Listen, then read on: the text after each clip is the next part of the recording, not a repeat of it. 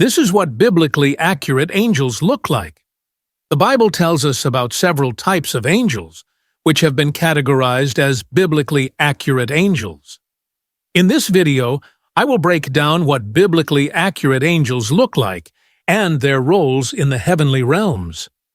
The first angels we must discuss are the most common and recognizable: archangels. Archangels are said to be very bright beings with equally bright clothing. They are believed to be the military class of angels, above other races of angels.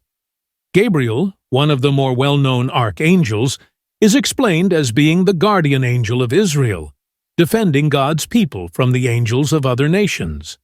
Additionally, the apocryphal book of 2 Enoch, which was once a part of the Bible, explains what Enoch saw in his ascent through the 10 levels of heaven. He describes encountering the archangels, saying, "And those men lifted me up from there, and they carried me up to the 7th heaven. And I saw there an exceptionally great light, and all the fiery armies of the great archangels." Enoch referred to these angels as a fiery army. The Bible also tells us that archangels are a military class, as seen when Lucifer was defeated by Archangel Michael and his angels. These verses hint at the possibility that Archangel Michael is the leader of the archangels. The book of Daniel describes Michael as looking like a man made out of solid crystals, specifically a crystal known as beryl, which comes in a variety of colors, shapes, and sizes. Daniel describes Michael in these words: "When I looked up, I saw a man dressed in linen, and he had a belt made of gold from Uphaz around his waist. His body was like beryl. His face looked like lightning. His eyes were like flaming torches. His arms and legs looked like polished bronze. When he spoke, his voice sounded like the roar of a crowd." Daniel and the men with him were trembling with fear at the sight of Michael. Michael had to say the infamous angelic saying, "Be not afraid." The book of Revelation tells us about a massive war in heaven between Michael and his archangels and the devil and his angels. Revelation 12:7-9 reads, "Then war broke out in heaven. Michael and his angels fought against the dragon, and the dragon and his angels fought back. But he was not strong enough, and they lost their place in heaven. The great dragon was hurled down, that ancient serpent called the devil, or Satan, who leads the whole world astray. He was hurled to the earth, and his angels with him." We can see from these verses that the archangels are a fierce group of biblically accurate angels. Archangels are also the angels associated with interacting with humans, as seen with Gabriel, who foretold the Virgin Mary about the birth of Jesus Christ in Luke 1:26-38. Gabriel foretold multiple miracles orchestrated by the Lord in the Bible, including telling Zechariah that he and his wife would have a child named John despite their old age. The next biblically accurate angels I'll explain are a bit frightening yet powerful. They even sit in the presence of God, which not every angel has the privilege of doing. They are known as the cherubim. These angels continually praise God around his glorious throne. Despite being depicted as cute baby angels with wings, they are far more terrifying. They have 4 heads and 4 wings. Ezekiel 10:14 reads, "And everyone had 4 faces. The first face was the face of the cherub, the second a human face, the third the face of a lion, and the fourth the face of an eagle." They also have human-looking hands under their wings, according to Ezekiel. He described their wings as being so loud when they fly that he compared it to the voice of God. These are the same angels on the Ark of the Covenant. During its construction, God told Moses, "Make 2 cherubim out of hammered gold at the ends of the cover. Make 1 cherub on one end, and the second cherub on the other. Make the cherubim of one piece with the cover at the 2 ends. The cherubim are to have their wings spread upward, overshadowing the cover with them. The cherubim are to face each other, looking toward the cover. After man fell from the Garden of Eden, God placed a cherub on the east side of the garden with a flaming sword to guard the tree of life from humanity.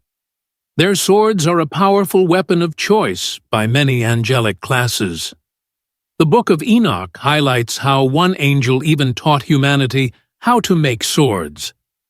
The power of these swords is shown by the fact that only one cherub was needed to guard the Garden of Eden from all humanity. Next are the Ophanim angels, one of the strangest angels in the Bible. They are described as wheels, within wheels, covered in eyes and alive. Usually they are seen with cherubim. Ezekiel 9:13 describes them. I looked, and I saw beside the cherubim 4 wheels, one beside each of the cherubim. The wheels sparkled like topaz. As for their appearance, the 4 of them looked alike. Each was like a wheel intersecting a wheel. As they moved, they would go in any one of the 4 directions the cherubim faced. The wheels did not turn about as the cherubim went. The cherubim went in whatever direction the head faced without turning as they went. Their entire bodies, including their backs, their hands, and their wings, were completely full of eyes, as were their 4 wheels. I heard the wheels being called the whirling wheels. Ezekiel 10 explains these mysterious angels further. When the cherubim moved, the wheels beside them moved, and when the cherubim spread their wings to rise from the ground, the wheels did not leave their side. When the cherubim stood still, they also stood still, and when the cherubim rose, they rose with them, because the spirit of the living creatures was in them. This angel seems more like a conscious vehicle with the spirit of the cherubim within them. Next are the seraphim, angels with 6 wings. Isaiah 6 tells us that with their 6 wings, they cover their faces with 2, their feet with 2, and with the remaining 2 they fly. They continually call to one another, saying, Holy, holy, holy is the Lord Almighty. The whole earth is full of His glory. The seraphim are known for their burning love for God, and are perhaps the highest-ranked angels. One seraphim even took all of Isaiah's sins away with a live coal from an altar, touching Isaiah's mouth with it. Dominions are a class of angels that keep the world in proper order. They deliver God's justice in unjust situations, show mercy toward human beings, and help lower-ranked angels stay organized. When dominions carry out God's judgments, they keep in mind God's good original intent and purposes for every person's life. They are believed to have destroyed Sodom and Gomorrah, appearing as attractive men who ate regular human food. Many inhabitants didn't know these beings were angels because they looked human. They displayed their power by making the men of Sodom blind when they tried to harm them. They then destroyed the cities, sparing only Lot and his family. There are also mysterious angels mentioned briefly in the Bible, such as principalities and powers, which are believed to be both good and bad angelic forces.